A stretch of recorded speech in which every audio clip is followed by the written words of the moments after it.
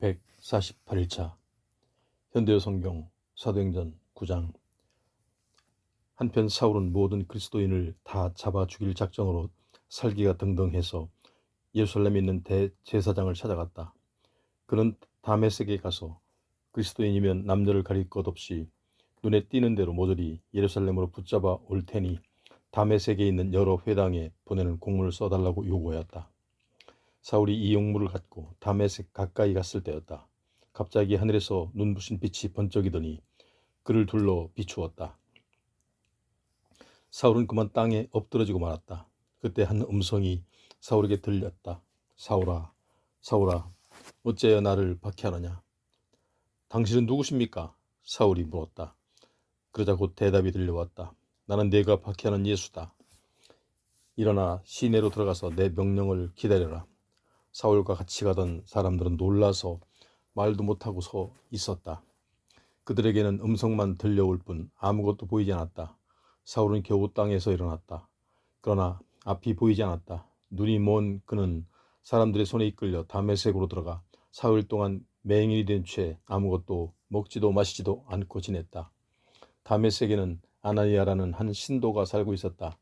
주님이 신비로운 환상으로 그에게 나타나 아나니아야 하고 부르셨다. 예, 주님 하고 그가 대답하자 주님이 말씀하셨다. 곧은 거리로 가서 유다라는 사람의 집을 찾아라. 그 집에 다섯 사람 사울이 와서 지금 기도를 하고 있다. 내가 환상 가운데 그에게 나타나서 아나니아라는 사람이 와서 손을 얹으면 다시 보게 될 것이라고 일러 두었다. 아나니아가 말하였다. 하지만 주님, 저는 그가 예루살렘에 있는 신도들에게 얼마나 끔찍한 짓을 저질렀는가를 들어서 알고 있습니다. 게다가 그는 이 다메섹에 있는 신도들을 모조리 체포할 권한이 있는 영장을 대제사장에게서 받아가지고 왔다는 말도 들었습니다. 그러자 주님이 말씀하셨다. 가서 내가 시킨 대로 해라. 사울은 내 복음을 이스라엘 사람들 뿐만 아니라 다른 민족과 그 왕들에게 전파시키고자 내가 택한 그릇이다. 그가 나를 위해 얼마나 많은 고난을 받아야 할 것인가를 일러주겠다. 그래서 아나니아는 사울을 찾아가서 그에게 손을 얹고 말하였다. 사울 형제여, 당신이 이곳으로 오는 도중에 나타나셨던 주께서 나를 보내셨습니다. 당신이 충만한 성령을 받고 또 눈을 뜨게 하시기 위한 것입니다. 그러자 그 순간에 사울이 눈에서 비늘 같은 것이 떨어지면서 다시 보게 되었다. 사울은 그 자리에서 세를 받은 다음 음식을 먹고 기운을 되찾았다. 사울은 다메섹에 있는 신도들과 며칠을 함께 지낸 뒤에 회당에 가서 모든 사람에게 예수의 복음을 전하기 시작하였다. 그가 예수께서는 참으로 하나님의 아들이시라는 것을 전파하자 이 말을 듣는 사람들은 모두 귀를 의심하였다. 이 사람은 예루살렘에서 예수를 믿는 사람들을 박해하던 바로 그 장본인이 아닌가. 우리가 알기로는 그가 여기 온 것도 신도들을 붙잡아 묶어서 대제사장들에게 끌고 가려고 했던 것이 아닌가 하고 수군거렸다. 그러나 사울은 더욱더 열심으로 전도하고 예수께서 그리스도이심을 증거하여 다메섹에 사는 유대 사람들을 감복시켰다. 얼마 후에 유대인들은 사울을 죽이기로 작정하고 밤낮으로 사방의 성문을 지키며 기회만 노리고 있었다. 그러나 사울은 곧 그들의 계획을 알아챘다. 그래서 어느 날 밤에 그의 제자들이 사울을 광주리에 넣어 성 밖으로 달아내렸다. 사울은 예루살렘으로 올라가서 그곳 신도들과 사귀려 했으나 모두가 한결같이 그를 무서워할 뿐 그의 계종을 믿으려 하지 않았다. 그래서 바나바가 사울을 데리고 사도들에게 가서 그가 다메섹으로 가는 도중에 어떻게 주님을 뵙게 되었으며 주께서 그에게 무슨 말씀을 하셨고 또 그가 예수의 이름으로 얼마나 담대히 전도하였는가를 설명해 주었다. 그제서야 그들은 사울을 받아들였다. 사울은 신도들과 함께 지내면서 주님의 이름으로 담대히 전도하였다. 그런데 헬라 말을 쓰는 유대인 몇 사람이 음모를 꾸며 사울을 죽이려는 뜻으로 논쟁을 걸어왔다. 이 우염을 알아낸 신도들은 사울을 가이사랴로 피신시켰다가 다시 그의 고향인 다소로 보냈다. 그러는 동안 교회는 유대와 갈릴리와 사마리아 온 지방에서 안정이 되어 튼튼히 자라갔다. 신도들은 진심으로 주님을 경외하였고 성령의 위로를 받으며 살아갔다.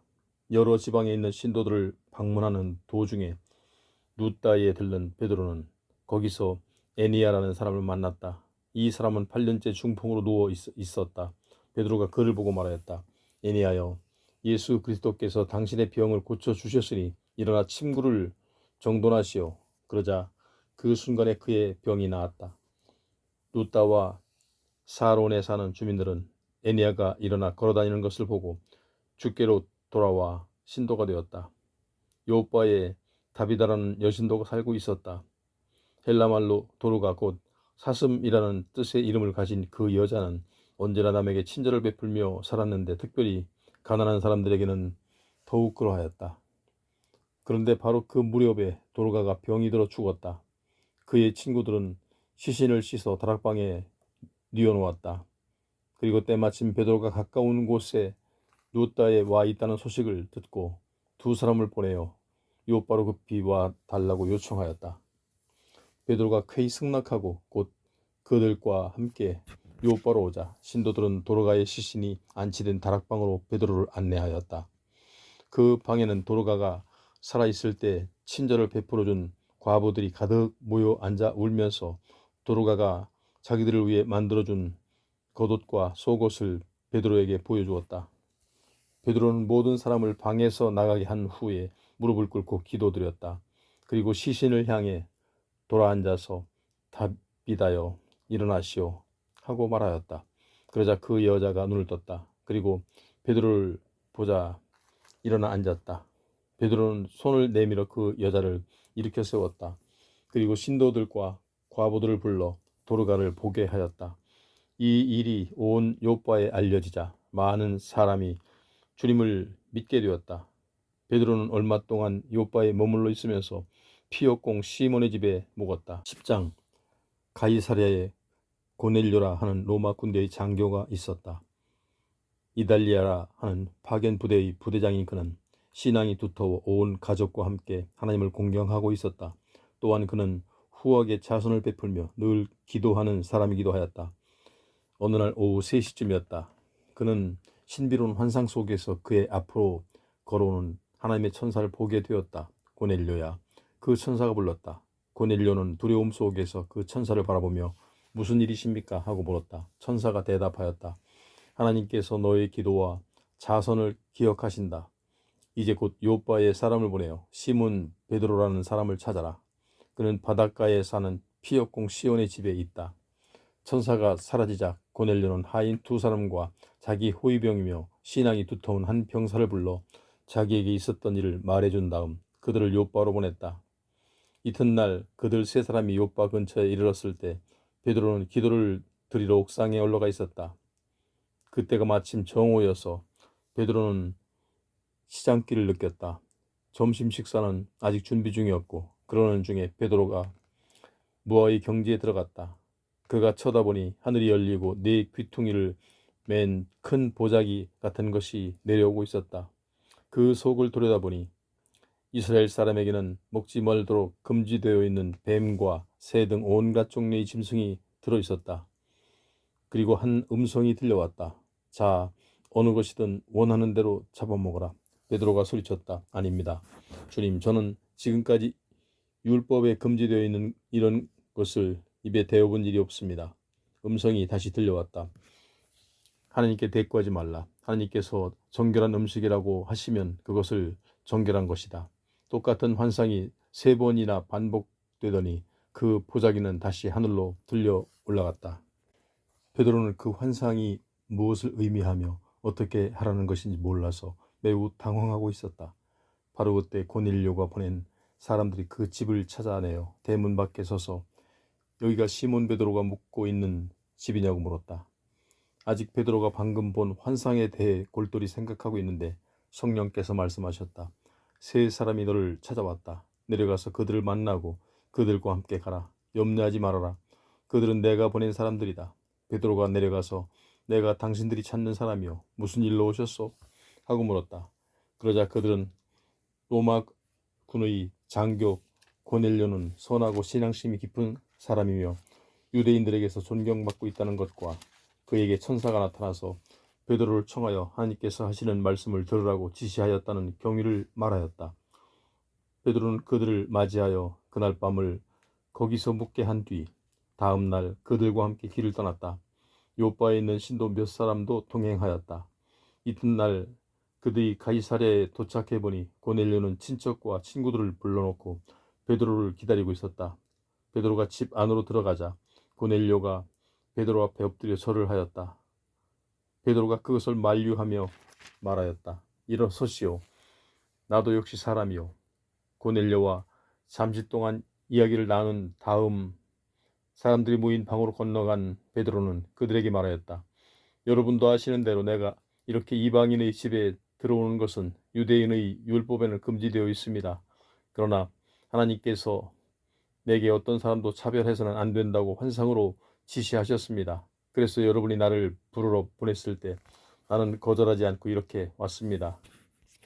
그런데 여러분은 무슨 일로 나를 오라고 하셨습니까? 고넬료가 대답하였다. 나흘 전의 일입니다. 제가 이맘때쯤 오후 기도를 드리고 있었는데 갑자기 제 앞에 눈부시게 빛나는 옷을 입은 사람이 나타나서 말하였습니다. 고넬료야, 하나님께서 내 기도를 들어주셨고 내 자선을 기억하고 계시다. 이제 요바로 사람을 보내어 바닷가에 사는 피역공 시몬의 집에 머물고 있는 시몬 베드로를 청하여라. 그래서 제가 즉시 사람을 보냈던 것인데 선생님께서 잘 와주셨습니다. 지금 저희는 주님 앞에 앉아 주께서 선생님을 통해 저희에게 무슨 말씀을 하시려는지 간절히 마음으로 기다리고 있습니다. 말씀해 주십시오. 베드로가 말하였다. 나는 하나님께서 유대인만을 사랑하시는 것이 아니라 어느 나라에서든지 하나님을 공경하고 선한 일을 하는 사람은 하나님께서 다 받아주신다는 것을 분명히 알았습니다. 이스라엘 사람에게 전해진 기쁜 소식에 대해서는 이미 여러분들이 듣고 계신 줄로 압니다. 모든 인류의 주님이신 메시아 예수를 통해서 우리가 하나님과 화해하게 된 그 사실 말입니다. 이 기쁜 소식은 갈릴리에서 세례요한이 전파하기 시작한 후에 온 유대에 퍼져나갔습니다. 하나님께서는 나사렛 예수께 성령과 능력으로 기름 부어주시고 늘 함께 계셨습니다. 그래서 예수께서는 사방을 두루 다니시면서 귀신 들린 사람들을 고쳐주셨습니다. 우리 사도들은 예수께서 온 유대와 예루살렘에서 베푸신 그 모든 이적을 직접 눈으로 본 사람들입니다. 이런 예수를 예루살렘 사람들은 십자가에 못 박아 돌아가시게 했지만 하나님께서는 사흘 만에 예수를 다시 살리셨습니다. 그리고 이렇게 다시 일어나신 예수께서는 일반 사람들보다는 하나님께서 미리 선택해 두신 특정한 증인들에게 나타내 보이셨습니다. 뿐만 아니라 예수께서는 부활하신 후에 우리들에게 오셔서 함께 식사도 하셨습니다. 예수께서는 이 기쁜 소식을 모든 사람에게 전하라고 우리에게 당부하셨습니다. 그래서 우리는 이 예수께서 산 자와 죽은 자를 심판하실 분도 하나님이 세우셨다는 것을 증거하고 있는 것입니다. 이것은 모든 예언자들이 기록한 그대로입니다. 누구든지 예수를 믿는 사람은 그분의 이름으로 죄를 용서받을 수 있다고 그들이 증언하고 있지 않습니까? 베드로가 아직 말을 계속하고 있는데 성령께서 모든 청중에게 내리셨다. 베드로와 함께 온 유대인 신도들은 이방인에게도 성령의 선물이 주어진 것을 보고 놀랐다. 그러나 이방인들이 방언을 하고 하나님을 찬양하는 것을 직접 들었으니 의심의 여지가 없는 일이었다. 베드로가 물었다. 이제 이 사람들도 우리처럼 성령을 받았으니 내가 그들에게 세례를 주는데 반대하실 분은 없으시겠지요? 아무도 반대하고 나서는 사람이 없었다. 베드로는 메시아 예수의 이름으로 그들에게 세례를 주었다. 고넬료가 베드로에게 며칠만 더 함께 머물러 달라고 간청하였다. 11장 이방인들이 개종하여 그리스도인이 되었다는 소식은 곧 사도들과 유대의 모든 신도들에게 전해졌다. 베드로가 예루살렘으로 돌아오자 유대인 신도들은 기다렸다는 듯 베드로에게 비난을 퍼부었다. 당신은 이방인과 사귀고 그들과 함께 음식까지 먹었다지요? 하고 그들이 공격하자 베드로는 그동안에 있었던 일들을 사실대로 이야기하였다. 하루는 내가 요바에서 기도를 드리고 있는데 신비로운 환상이 보였습니다. 내 귀퉁이를 맨 큰 보자기 하나가 하늘에서 내려오는데 보니 그 안에 우리 유대인들은 먹어서 안 될 온갖 종류의 짐승 곧 들짐승과 길짐승과 날짐승들이 들어 있었습니다. 그때 어느 것이든 네가 원하는 대로 잡아먹어라 하는 음성이 들려왔습니다. 그래서 나는 주님 안 됩니다. 저는 지금까지 유대 율법에 금지되어 있는 것을 한 번도 먹어본 일이 없습니다. 하고 대답하였습니다. 그러자 음성이 다시 들려왔습니다. 하나님께서 깨끗하다고 선언하신 것을 깨끗하지 않다고 말하지 말라. 이런 일이 3번이나 되풀이된 후에 그 보자기는 하늘로 들려 올라갔습니다. 바로 그때 가이사랴에서 온 3사람이 내가 머물러 있던 집으로 찾아와 함께 가자고 청하였습니다. 성령께서는 이방인이라 해서 망설이지 말고 그들과 같이 가라고 내게 일러주셨습니다. 그래서 나는 여기 있는 신도 6사람과 함께 그들을 보낸 사람의 집으로 갔습니다. 그는 천사가 자기에게 나타나서 요바로 사람을 보내어 베드로라 부르는 시몬을 찾아오라고 하더라는 것과 그러면 그가 너와 온 집안이 구원받을 수 있는 말씀을 전해줄 것이다 하고 말했다는 것을 이야기하였습니다. 그런데 내가 복음을 전하기 시작하자 바로 그 순간에 성령이 처음에 우리에게 내리셨던 것과 꼭 마찬가지로 그들에게도 내리셨습니다. 그때 나는 요한은 물로 세례를 주지만 너희는 성령으로 세례를 받을 것이다 라고 하신 주님의 말씀이 생각났습니다. 이처럼 하나님께서는 주 예수 그리스도를 믿는 우리에게 주신 것과 같은 선물을 그들에게도 주셨으니 내가 누구에게 이 의의를 제기할 수 있겠습니까? 이 말을 듣고 모든 의문이 풀릴 사람들은 다 같이 하나님을 찬양하며 하나님께서는 이방인들에게도 하나님께로 돌아와서 영원한 생명을 얻게 하셨다고 말하였다. 스데반이 죽은 뒤 잇따라 일어난 박해 때문에 예루살렘을 떠나 흩어진 신도들은 베니게와 구브로와 안디옥까지 찾아다니며 유대 사람에게만 복음을 전하였다. 그러나 구브로와 구레네에 사는 신도들은 안디옥의 이방인들에게도 마다하지 않고 주 예수에 관한 복음을 전하였다. 주께서 이들이 애쓰는 모습을 높이 보시고 함께 하셨으므로 수많은 이방인이 신도가 되었다. 이 소식을 들은 예루살렘 교회는 새로운 신도들을 돕고자 바나바를 안디옥으로 보냈다. 안디옥에 간 바나바는 하나님께서 베푸신 놀라운 일들을 보고 흥분과 기쁨에 넘쳐 신도들에게 어떤 어려움이 뒤따르더라도 주님을 굳게 믿고 의지하라고 격려하였다. 바나바는 친절하고 성령이 충만하며 믿음이 강한 사람이었다. 그래서 그를 본받은 많은 사람들이 주께로 나오게 되었다. 그 후 사울을 찾아 다소로 간 바나바는 사울을 만나 그와 함께 안디옥으로 되돌아왔다. 그리고 2사람은 거의 1년 동안 그곳에 머물러 있으면서 새로 신도가 된 많은 사람들을 가르쳤다. 신도들이 처음으로 그리스도인이라고 불리기 시작한 곳은 안디옥이었다. 이 무렵 몇 사람이 예언자가 예루살렘에서 안디옥으로 내려왔다. 그 중에 아가보라는 사람이 어느 날 집회에서 성령의 감동으로 일어나 이스라엘 전역에 큰 기근이 일어날 것을 예언하였다. 과연 이 예언은 글라우디오 황제 때 이루어졌다. 안디옥에 있는 신도들은 유대에 있는 교우들을 돕기 위한 헌금을 힘닿는 대로 모아 보내기로 결의하였다. 그리고 곧 그대로 실행하여 그 헌금을 바나바와 사울 편으로 예루살렘 교회에 보냈다. 12장. 이 무렵 헤롯 왕은 교회 지도자들에게 박해의 손을 뻗쳐 요한의 형제인 사도 야고보를 죽였다. 헤롯은 유대인들이 이 일을 흡족해하자 이번에는 베드로를 잡아들였다. 그러나 무교절 기간이었기 때문에 그를 감옥에 가두고 4명의 군인들을 한 조로 하는 4개의 경비병을 시켜 잘 감시하라고 말하였다. 6월절이 끝나면 그를 유대인들 앞에 끌어낼 속셈이었다. 교회에서는 감옥에 갇혀 있는 베드로를 안전하게 지켜주시길 하나님께 간절히 기도드리고 있었다. 베드로가 처형당하기로 예정된 바로 전날 밤이었다. 베드로는 2개의 쇠사슬에 묶인 채 2 군인 틈에서 잠이 들어 있었다. 옥문 앞에는 다른 군인들이 경비를 보고 있었다. 그때 갑자기 환한 빛이 감방 안에 비추면서 주님의 천사가 베드로 앞에 나타나 옆구리를 찔러 깨웠다. 빨리 일어나라. 그러자 곧 쇠사슬이 그의 2 팔목에서 벗겨졌다. 천사가 다시 말하였다. 허리띠를 메고 신을 신어라. 베드로가 그대로 하자 천사는 겉옷을 입고 나를 따라오라 하고 명령하였다. 베드로는 천사들 따라 감방에서 나갔다.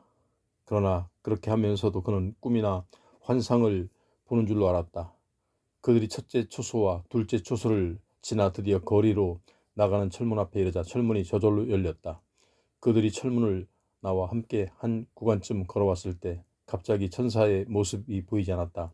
그제서야 베드로는 지금까지 일어난 일을 깨닫고 이것은 꿈이 아니고 현실이구나. 주께서 천사를 보내어 헤롯의 소나귀에와 유대인의 계략에서 나를 구해주셨구나 하고 혼자서 소리쳤다. 베드로는 곧 많은 사람이 모여서 기도하고 있는 마가라고 불리는 요한의 어머니 마리아의 집으로 갔다. 베드로가 대문 앞에 서서 문을 두드리자 로데라는 소녀가 문을 열어주려고 나왔다. 그런데 문을 두드리는 사람이 베드로인 걸 보자 소녀는 너무도 기뻐서 문을 열어주는 것도 잊어버리고 안으로 달려들어가 모든 사람에게 베드로가 왔다는 것을 알렸다. 그러나 그들은 소녀의 말을 믿지 않고 내가 제정신이 아닌 게로구나 하고 꾸짖었다. 소녀가 끝까지 참말이라고 우기자 그들은 그럼 그의 천사일 거야. 베드로가 아무래도 처형당했나 보다 하고 말하였다. 베드로가 계속해서 문을 두드리자 마침내 나와서 문을 열어본 그들은 깜짝 놀랐다. 베드로는 손짓으로 그들에게 조용히 하라고 이른 후에 그동안 일어난 일과 주께서 어떻게 자기를 감옥에서 인도해 내셨는가를 설명하였다. 그리고 야고보와 다른 사람에게도 이 일을 알려주십시오 하고 당부한 다음 안전한 곳으로 피해갔다. 아침이 되자 감옥에서는 큰 소동이 일어났다. 베드로의 모습은 그 어느 곳에서도 찾아볼 수 없었기 때문이다. 베드로를 끌어내라고 명령한 헤롯은 베드로가 없어졌다는 말을 듣자 16명의 경비병을 군법 회의에 회부하여 전원에게 사형을 선고하였다. 그런 다음에 헤롯은 가이사랴로 내려가 그곳에 머물렀다.